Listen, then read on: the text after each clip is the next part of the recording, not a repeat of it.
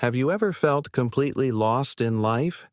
Like no matter how hard you try, nothing makes sense anymore? A few years ago, someone told me something that stayed in my mind forever.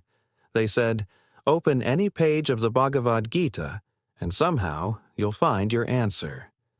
At first, I thought, how can one ancient book possibly help modern people dealing with stress, anxiety, heartbreak, confusion, pressure, and overthinking? But then I started understanding what the Bhagavad Gita actually is. And honestly, it's not just a religious book, it's a guide for human life. The Bhagavad Gita begins on a battlefield, not in a temple, not in a peaceful mountain cave, a battlefield.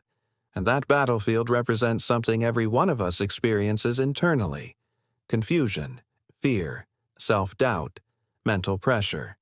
The main warrior, Arjuna, completely breaks down before the war begins. He feels emotionally exhausted. He starts questioning everything. What's the point? What if I fail? What if I'm not strong enough? And honestly, how many of us feel that exact same way today?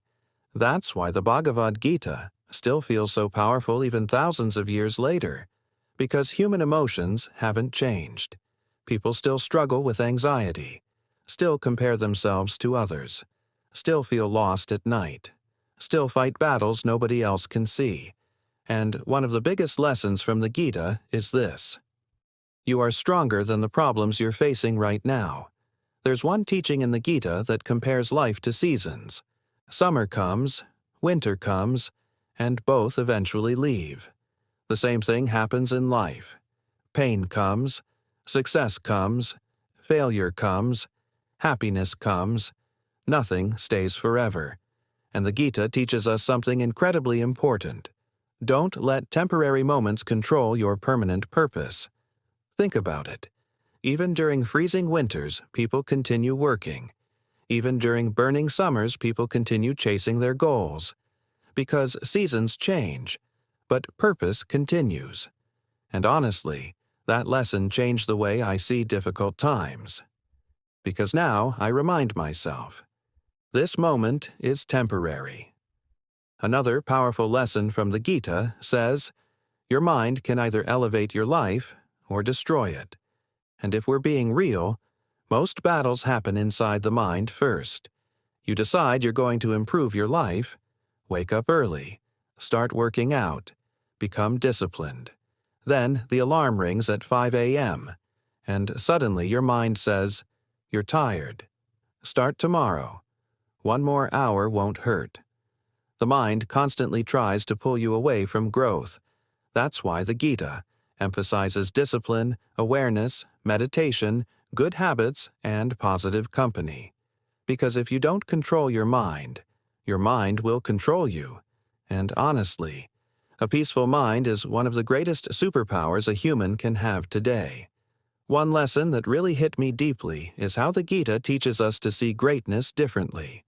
Today, social media has made comparison a daily habit. You see someone more successful than you, and instantly the mind starts asking, why not me? But the Gita teaches a completely different mindset. Instead of becoming jealous, become inspired. When someone is doing amazing things in life, appreciate it.